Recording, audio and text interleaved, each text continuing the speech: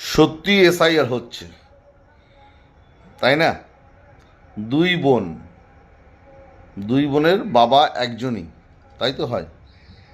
তো দুই বোনের একজনের নাম উঠে গেল, আর একজনাকে এসআইআরে নোটিশ পাঠিয়েছে।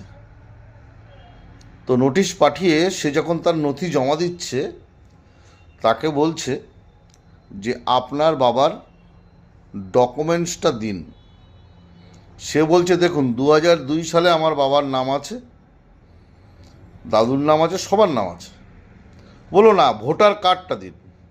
কোনো ক্রমে তার বাবা ভোটার কার্ডটা হারিয়ে ফেলেছে। এইবার সে রেশন কার্ড দেখাচ্ছে, দেখুন আমার বাড়ির গৃহকর্তা হচ্ছে আমার দাদু, রেশন কার্ড আছে। বলছে না, রেশন কার্ড গ্রাহ্য হবে না, আধার কার্ড গ্রাহ্য হবে না। তাহলে কি গ্রাহ্য হবে? এইভাবে এসআর হচ্ছে। এইভাবে মানুষকে হয়রানি করে তাকে ভোটার লিস্ট থেকে বাদ দিয়ে দেওয়া হচ্ছে। এইভাবে এই হচ্ছে এসআইআর। চমৎকার, সত্যি চমৎকার নিয়ম।